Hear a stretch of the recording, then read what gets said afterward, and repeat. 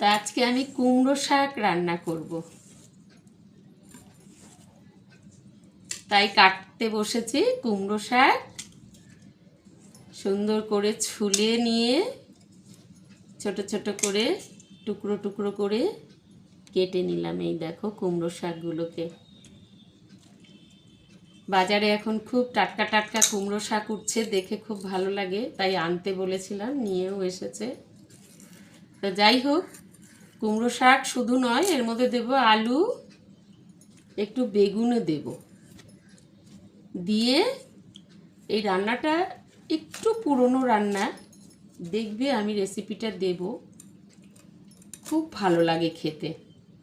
একটু আলাদা রকম করে রান্না করব, পুরো রেসিপিটা দেব। এখন আমি কুমড়ো শাকগুলোকে কেটে নিই, কেটে ধুয়ে পরিষ্কার করে নিই, তারপর রান্না করব। পুরো রেসিপিটা তোমাদের দেখাবো। তো যাই হোক, কুমড়ো শাকগুলোকে এখন আমি কেটে নিচ্ছি, কেটে নিয়ে রান্না করতে যাব। ভালো করে কচলে কচলে কুমড়ো শাকগুলো ধুয়ে নিলাম। বর্ষাকাল তো বেশ কাদা মাটি লেগে থাকে, সেজন্যে ভালো করে ধুয়ে নিলাম কুমড়ো শাকগুলোকে। আর এই হলো আলু আর বেগুন কেটে নিয়েছি, ওর সঙ্গে দেব। দেখো, এটাকেও ধুয়ে নিলাম। কুমড়ো শাকগুলোকেও ভালো করে ধুয়ে নিলাম। তা যাই হোক, গুছিয়ে নিয়েছি, আলু বেগুন কেটে নিয়ে ধুয়ে নিলাম, কুমড়ো শাক। এবারে আমি গ্যাস জ্বালিয়ে রান্না শুরু করব। গ্যাসটা জ্বালিয়ে দিলাম, কড়া বসিয়ে দিলাম, কড়াটা গরম হোক।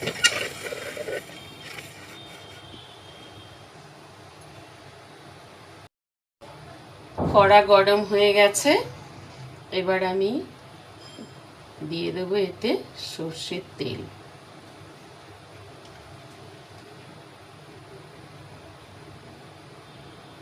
দিয়ে দিলাম সর্ষের তেল।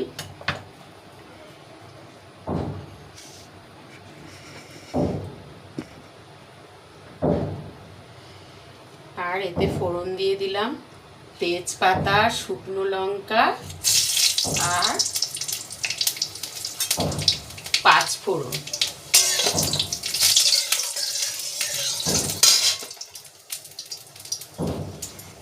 প্রথমে আমি একটু আলুগুলো ছেড়ে দিলাম।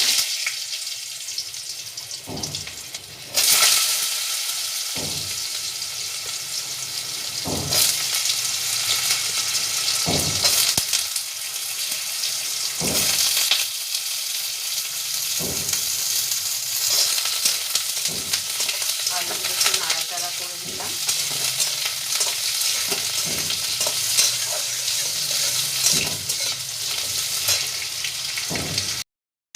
এবার এতে বেগুনগুলো দিয়ে দিলাম।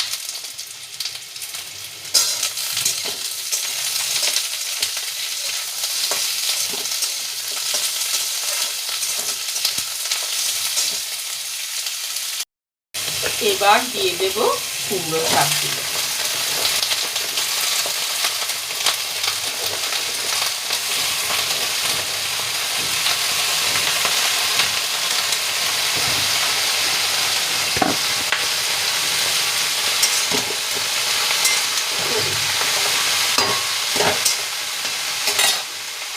দিয়ে দিলাম কাঁচা লঙ্কা,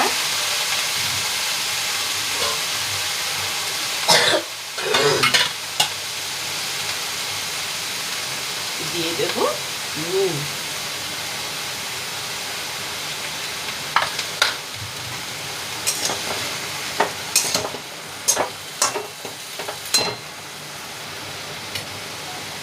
ঢাকা দিয়ে দেবো। এদিকে আমি দেখো একটা মশলা বানিয়ে নিলাম।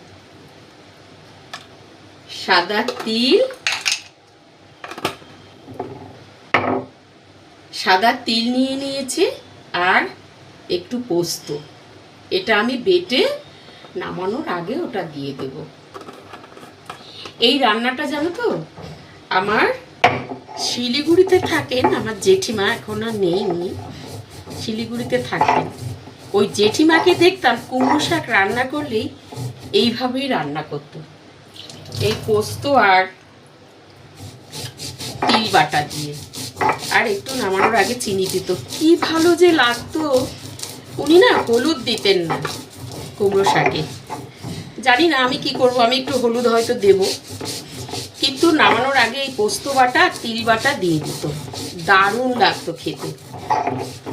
চেষ্টা করছে জেঠিমার মতো করার, আরও করেছি আগে, খারাপ লাগে না, খেতে ভালোই লাগে। করে দেখো, এই তিল আর পোস্ত বাটা দিয়ে এই কুমড়ো শাক দারুণ লাগে খেতে। তো যাই হোক, আমি বেটে রেখে দিচ্ছি, কুমড়ো শাকটা হয়ে গেলে দেবো, তাই তোমাদের একটু দেখালাম। দেখো আমার পোস্ত আর তিল বাটাটা হয়ে গেল, একদম মিহি করে বেটে নিলাম। এটাই আমি এই নামানোর একটু আগে দিয়ে দেবো।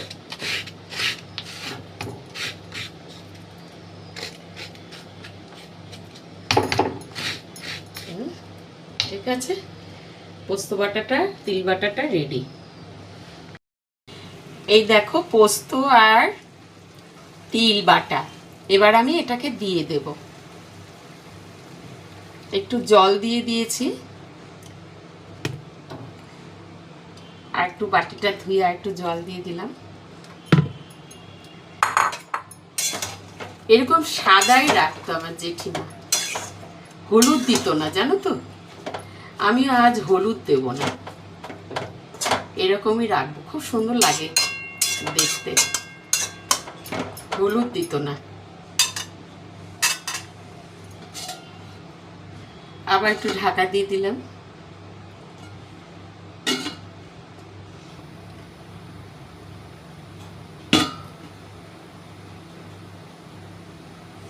তোমরা হলুদ দিতেও পারো, আমি হলুদ দেই, আজকেই দেব না। তোমরা হলুদ দিতে পারো, আমি নুন দিয়েছি, হলুদটা দেইনি। ঢাকাটা খুলবো, দেখো কি সুন্দর, বেশ মজে গেছে। এই দেখো, তোমরা হলুদ দিতে পারো, আমি হলুদ জেঠিমাকে দেখতাম এভাবেই রাখতো, এইভাবেই রান্না করতো, হলুদ দিত না। তা যাই হোক, আমি এবার চিনি দিয়ে দিলাম, একটু মিষ্টি মিষ্টি হবে তরকারিটা, শাকটা জানো তো দারুণ লাগে খেতে। গ্যাসটাকে সিম করা আছে, আস্তে আস্তে সিদ্ধ হোক। দেখো দেখতেও সুন্দর লাগছে বেশ। চিনিটা দিয়ে দিলাম, এবার আবার একটু ঢাকা দিয়ে দেবো। ঢাকা দিয়ে দিয়ে কুমড়ো শাকটা একটু শক্ত তো, আস্তে আস্তে হয়ে যাক। দেখো মোটামুটি আমার হয়ে গেছে। এবার কুমড়ো শাকটা কি সুন্দর হয়েছে দেখতে, দেখেছ? খেতেও ওরকম লাগবে। ফাইনালি দেখো আমার কুমড়ো শাকটা হয়ে গেছে, কি সুন্দর দেখতে হয়েছে। এবার আমি নামিয়ে নেব। খুব সুন্দর একটা গন্ধ বেরিয়েছে পোস্ত আর তিলের, দারুণ। তোমরা হলুদ দিতে পারো, জেঠিমা দিতেন না বলে আমি আর দেইনি, দারুণ লাগে খেতে, খেয়ে দেখো করে। তা যাই হোক, আমি এবার নামিয়ে নেব।